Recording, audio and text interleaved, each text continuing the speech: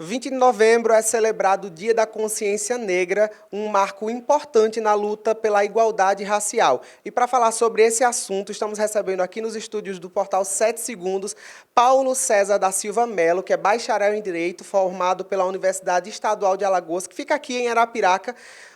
Seja muito bem-vindo, Paulo. E para a gente começar esse nosso papo, a gente queria falar sobre a diferença entre injúria racial e racismo, que são duas coisas que muitas vezes são colocadas como sendo iguais, mas, pelo que eu andei estudando, são bem diferentes, não é isso? Positivo. Primeiramente, obrigado pelo convite. É com muita satisfação que estou aqui para esclarecer esse tema e compartilhar conhecimentos e aprender também com vocês.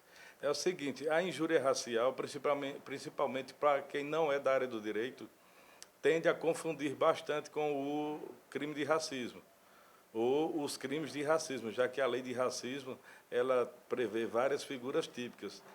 Existem vários crimes dentro da lei de racismo, que é a Lei 7.716 de 1989.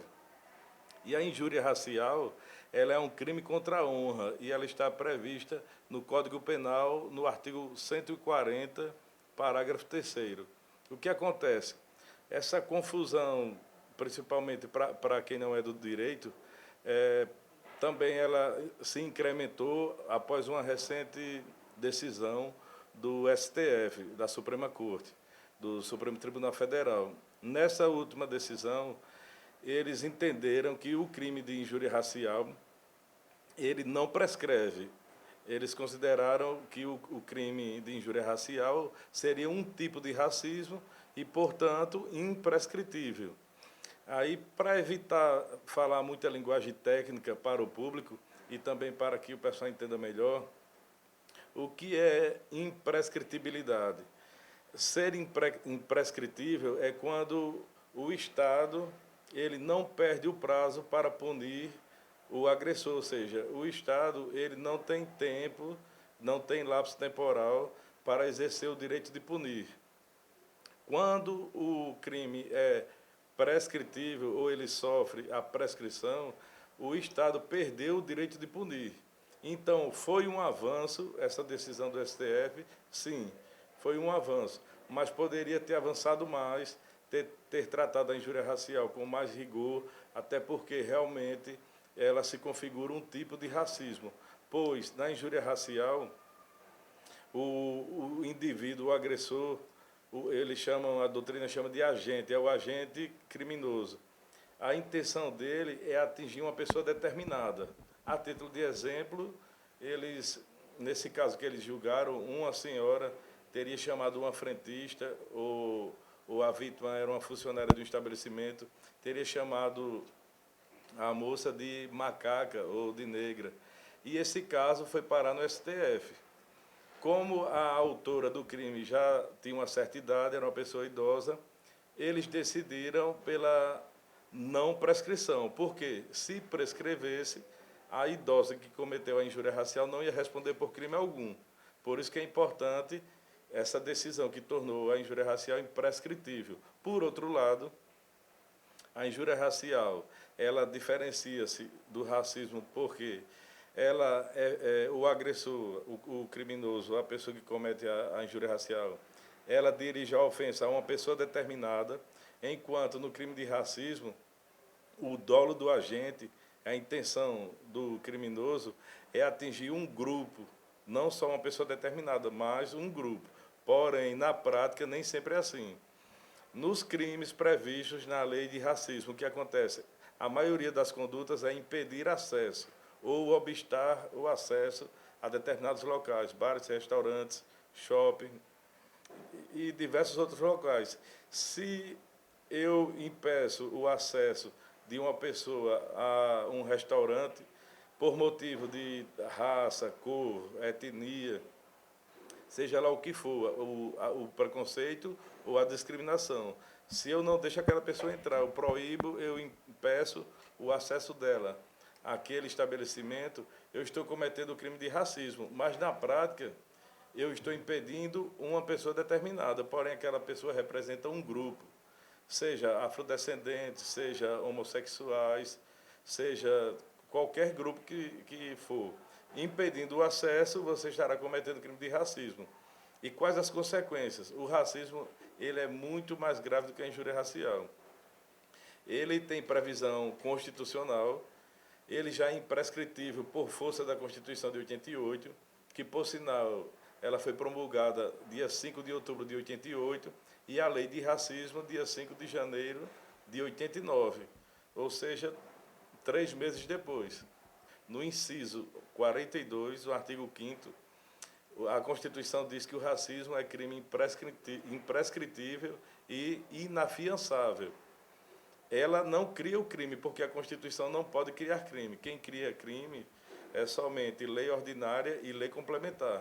Mas isso que a Constituição dispôs naquele inciso é considerado um mandado constitucional de criminalização. Ela está mandando que o legislador infraconstitucional, ou seja, a Câmara dos Deputados e o Senado Federal, eles criem o crime de racismo. E foi assim que foi feito.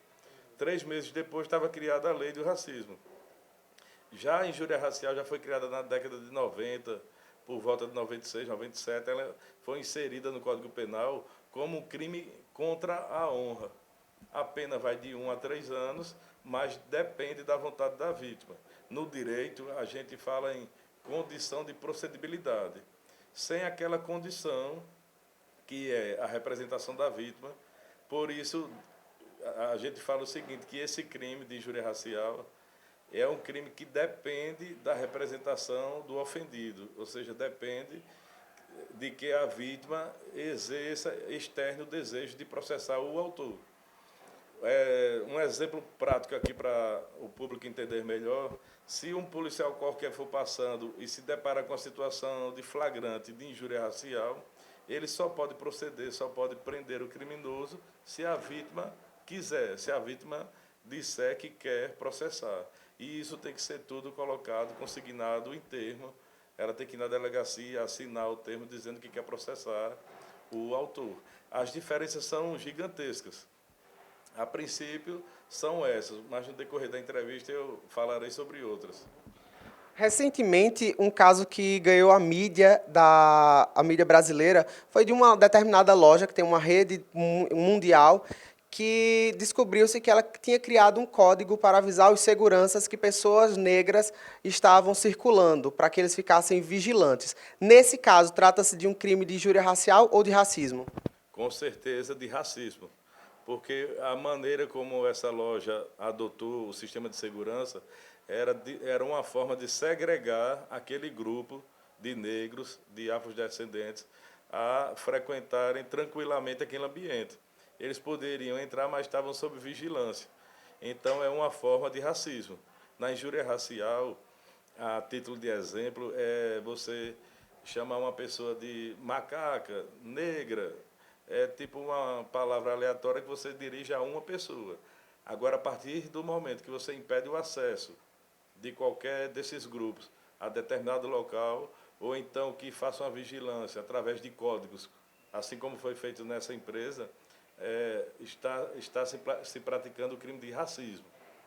Agora há pouco o senhor falou que o crime de racismo ele é inafiançável e o de injúria racial ele é afiançável. Qual o motivo de um ser e o outro não? Principalmente por força da Constituição.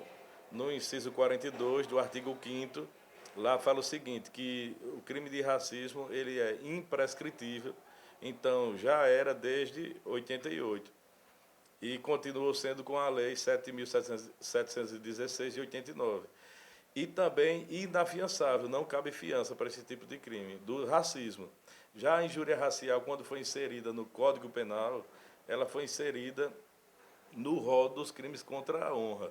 É lá onde você encontra a difamação, a calúnia, a injúria, e abaixo da injúria tem a injúria qualificada pelo preconceito, que também é chamada de injúria racial.